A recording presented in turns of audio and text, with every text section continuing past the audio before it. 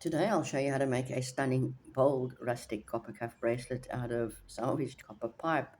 I want this piece to tell a tale of many adventures of days gone by, and we'll do this by a bit of hammering and using a heat patina to antique the surface and bring out its story.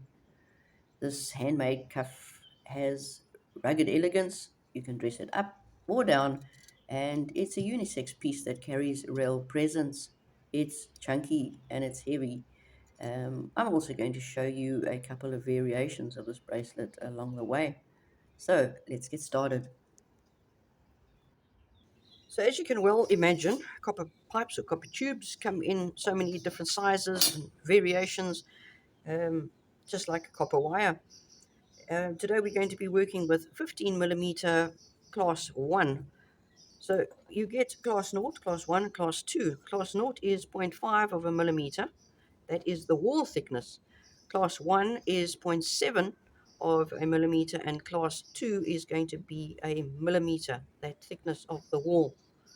And just a quick comparison, here I used zero point 0.7, which is class 1, for the actual bracelet, and I used class 2, which is a millimeter, for the plates, and this is class 0, the plate and the piece of copper tubing, and you can see the difference of thicknesses there. Then we get on to the compression rings. Plumbing has always got something that you can steal from to make some kind of jewelry. The compression rings that you can buy or you can get off salvaged pipe like that. You get, just like the copper pipe, just like copper wire, you get different compression rings as well, copper, brass. This is 15 millimeter, this is 22 mil. You get different sizes as well, they come in handy. I used the compression rings on this bracelet. Uh, just another example quickly. This is on the class 0. Now, brass is an alloy of copper.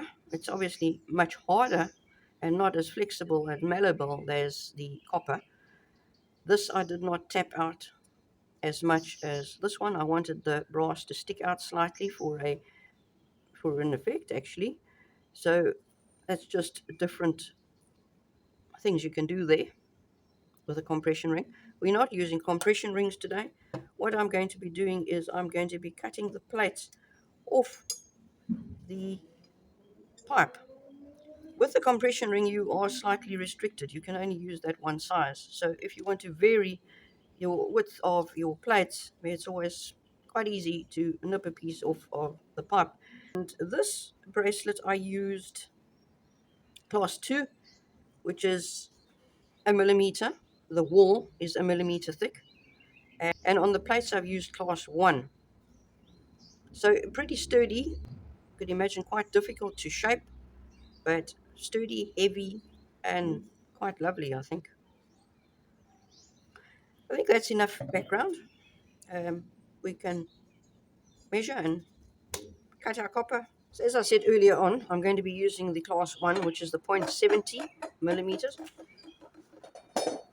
And I've got my wrist measurements here. It's 14 centimeters. Obviously, you're going to have to measure your own wrist. 14 centimeters is quite small, and it becomes quite difficult to shape the smaller the bracelet is in this sort of material. But anyway, it's manageable. I think I've already marked this. Yes, I have. I'm going to just use the pipe cutter. Zip through here quickly.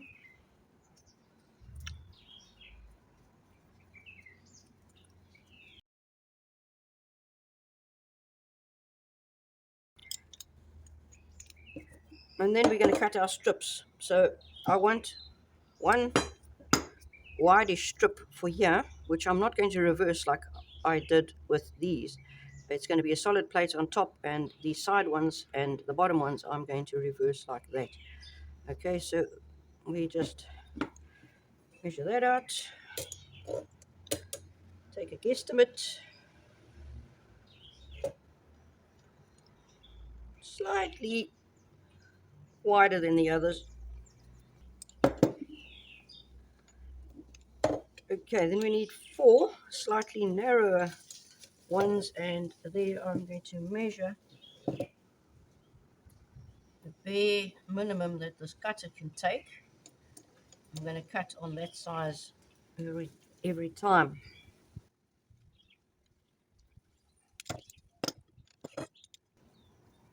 And then this is going to be slightly wider than the compression rings. Alright, so 4 of them and one slightly wider one for the center.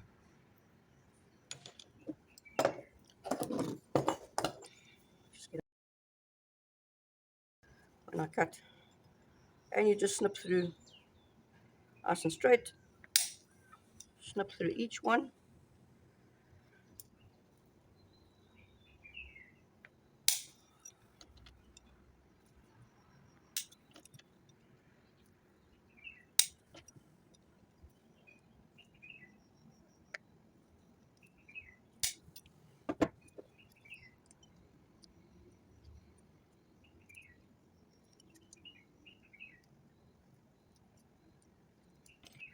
And we'll hammer them and file them now. Get them nice and straight.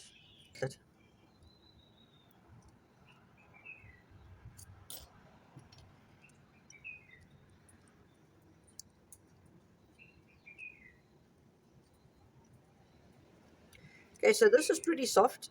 So what we're going to do is prep them, hammer them, file them, and then they will get annealed with the piece of pipe.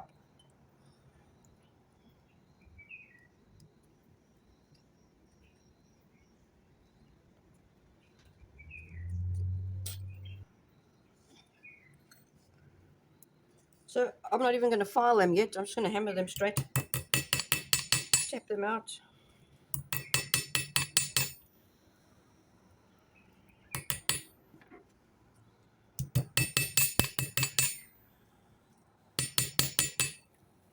I'll get onto the filing now.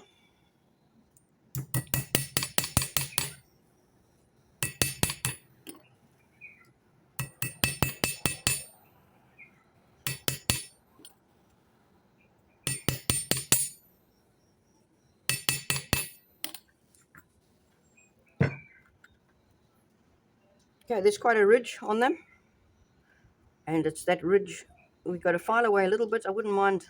I don't mind leaving a little bit of a ridge because it actually bites into the copper and holds it in place. But to file this outer sharp edge and the ends is most important. You want this rounded and prepped before you're hammering. Basically, if you don't have a multi-tool or a grinder, all you're going to do is grab the file, make sure your ends are nice and straight, okay? You want this little piece of copper to be really nice and straight. When you start hammering, it does move out of place a little bit, and you don't want perfection. That gives it so much character, I would say. But start off with this little piece of copper nicely prepared. So, as I was saying, you're going to make sure that your ends are nice and straight, and then you're just going to file your corners off, or file them round, and you're going to nip off some of this ridge. Not all of the ridge, just the sharp ends on the bottom side. Then what you're going to do is take it like this on that sharp edge there and just run it like that a couple of times and skim that sharp edge off. So when you come to around smoothing this, finishing this bracelet off, your sanding is going to be so much less. Alright, so you get the idea. I'm just going to finish these off.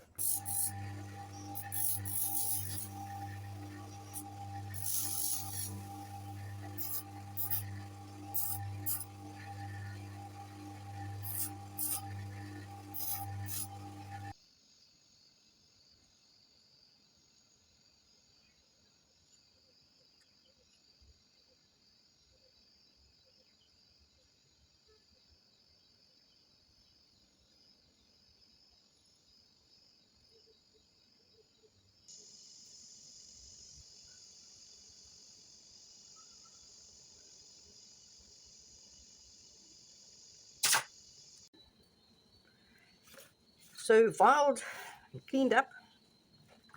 I did take a little bit of sandpaper as well and sand the edges just to finally get them nice and smooth. All right, we're going to start hammering now. So if you are making this bracelet with the compression rings, now would be the time that you slot on the compression rings, and you're going to start your hammering. Obviously position them where you want them, and you actually, when you hammer your pipe flat now, you're going to hammer the compression ring at the same time. Can be a bit tricky, but it is possible. If you don't want to do that and you have a vise, squash it in the vise, position them, squash it in the vise a little bit, just protect your copper, and that'll help you a little bit. Otherwise, it is the mallet. Okay, compression rings, we don't need you. I need you. Okay, so basically what I do is I flatten this, not completely, but quite a bit, and then do the hammer technique, and then we put the plates on. Mallet. And I'm going to try not to, I want to actually have a wall on either side of this bracelet, so I'm going to try not to hammer the sides too much.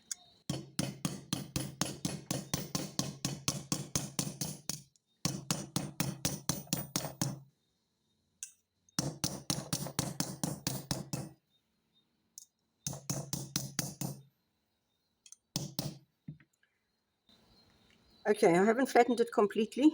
We're going to come in now with the pin, and now you must decide, do you actually want a really hammered texture like that one? Or do you just want a random sort of rugged hammering?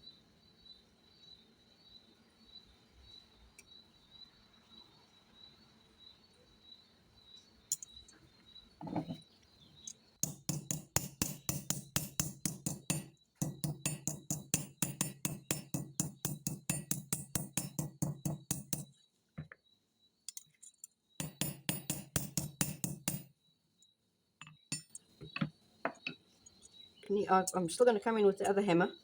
I'm going to, before this flattens too much, I'm going to just come in here with a little pin and just lightly tap in a little bit of a pattern.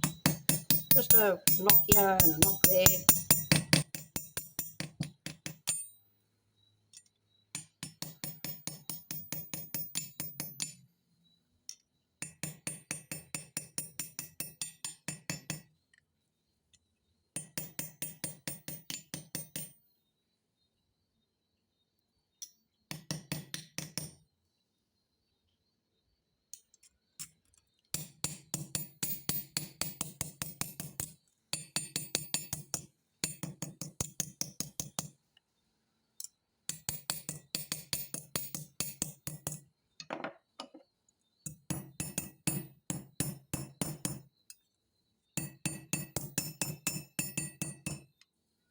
You can move closer to your wall so it defines it a bit more.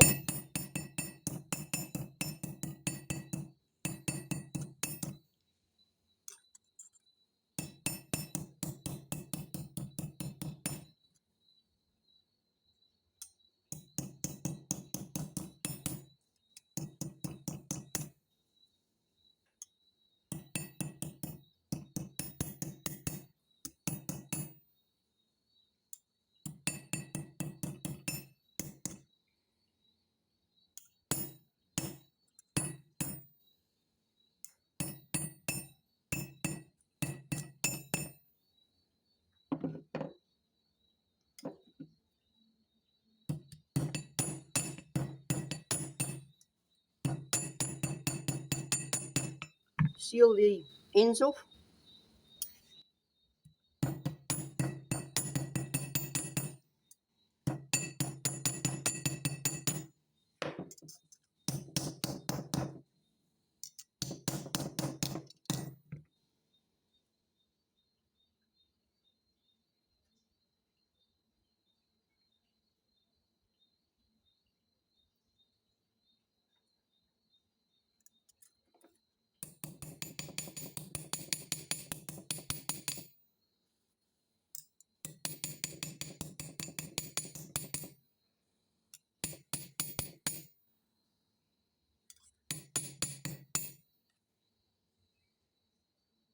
Now, if you look there, I've got just enough wool.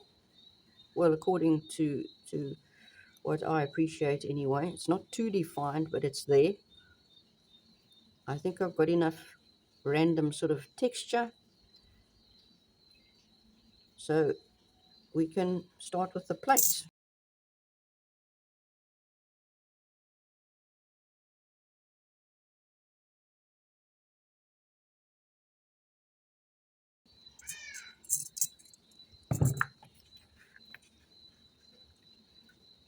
Just make sure you got them all the right way. You don't want that horrible little ridge sticking up.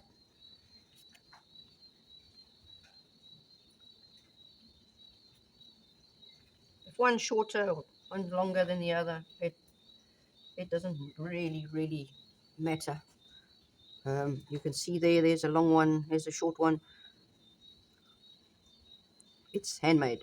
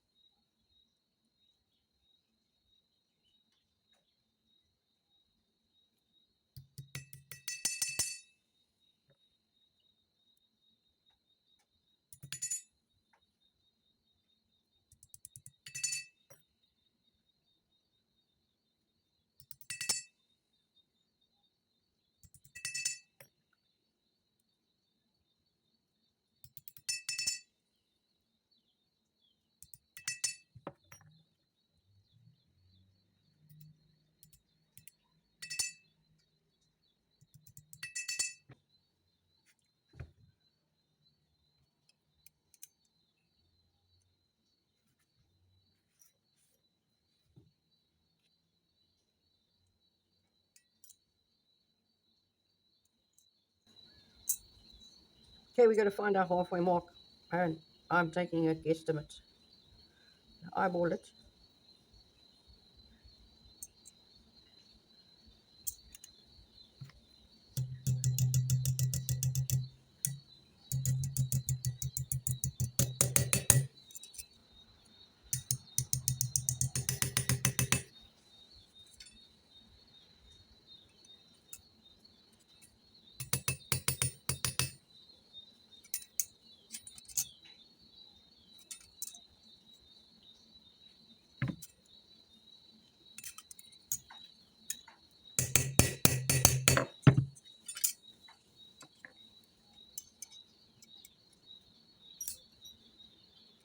When you come to the end, leave a little bit of a space because we still got to file this.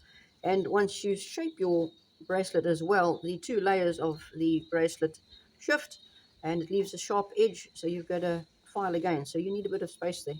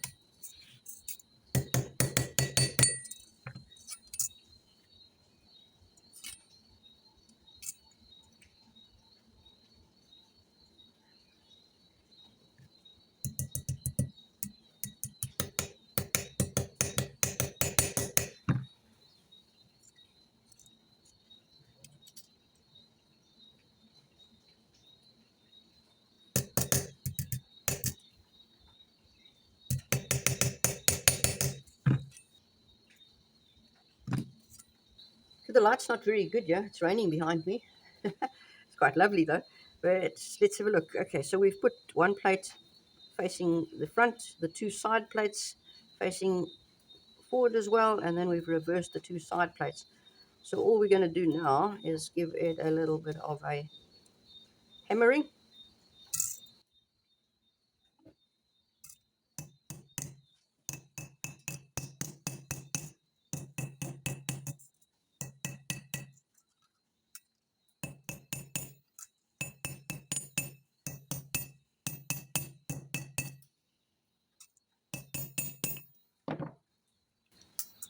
And then just come in and give it a bit of texture as well.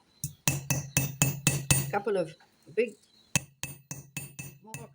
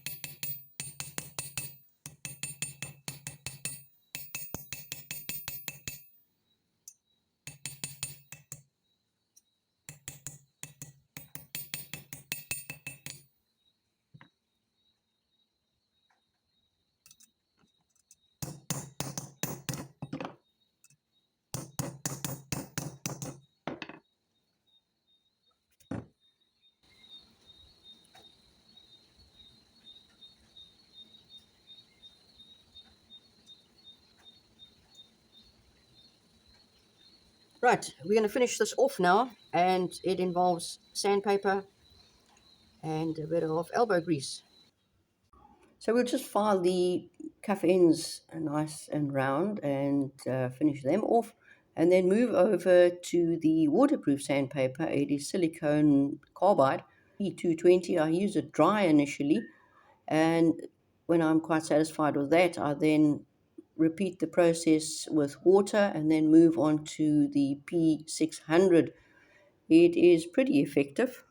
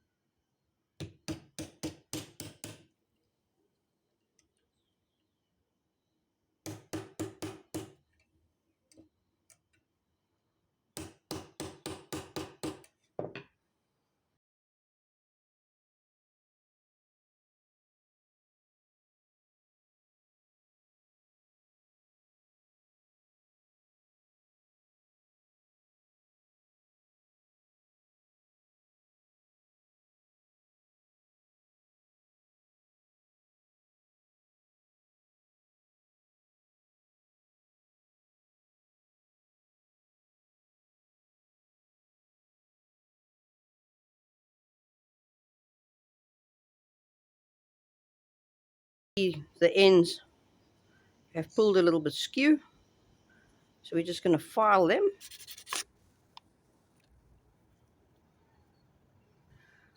Just a personal choice. I like the space of the gap on a cuff bracelet to fit over like that into that soft spot there, and then it just slips over. So we're going to now age it with a heat process, and I'm going to speed through it. I want to go through all the colors. Here's a quick color chart for you just to see the various colors that it does go through, and get through all the yellows, coppers, magenta, pinks, purples, blue. I'm going to slow down at blue and let it cool. and then it's going to go on to a greeny color, and I want it to go just past that greeny color to a nice oxide brown before it turns to a slate gray. So I'm dangling this on a little piece of wire. I'm trying to get it away from my camera as well. But you don't want to rest it on a surface that's going to absorb any of the heat. So I've got the bare minimum on a little piece of wire here. So it dangles like a pendulum. All right, you can stop the process at any stage, depending whether you want colors or you want to go right to the brown oxide color. I'm going to be using quite a bit of heat to get through the initial stages, and then I'll slow down at the end.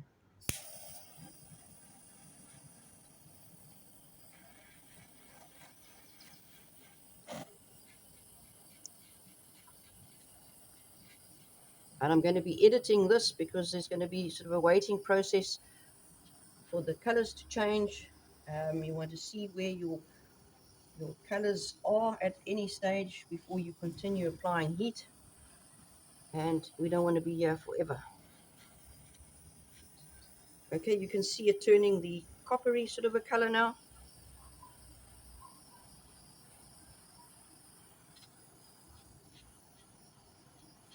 I'm going to go right past that stage until I see my magentas and blue shining up.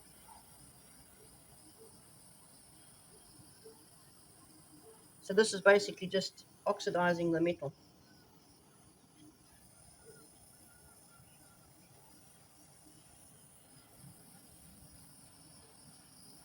And my magentas are showing through.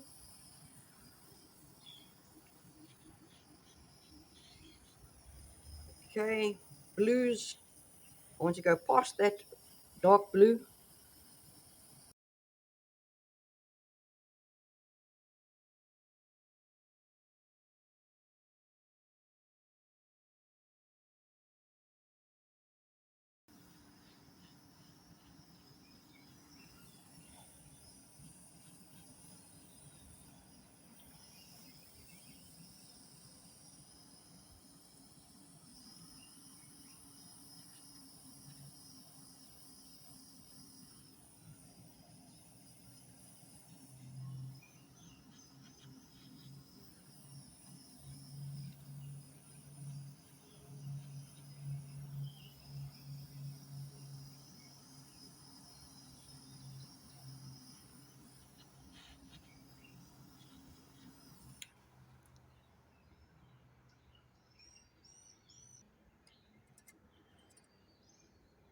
There we go.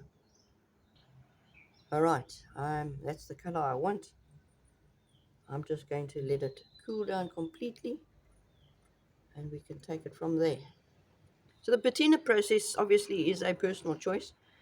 Um, you can just keep it polished. You don't have to take your bracelet this far. This is just to show you what you can do. This was stopped right in the beginning of the color spectrum that it goes through and maintained. It did go through two stages to develop the deeper orangey copper colors.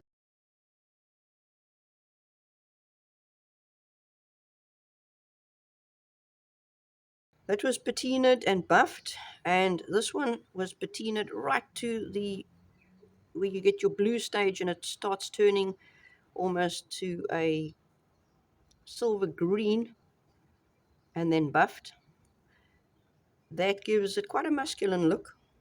I think your colors are sort of more feminine. It's entirely up to you. What I'm going to do is I'm going to buff the raised areas. You could leave it just like this if you liked.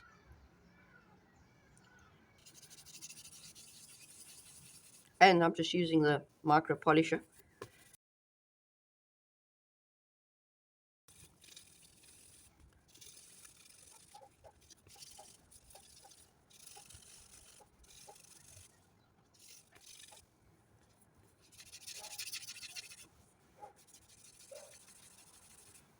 That should be enough. There's a distinction on your raised areas, which makes it so nice. Your wall shows up nice and clearly. And the inside I would just leave like that. You could give it a little buff if you like. I would just leave it.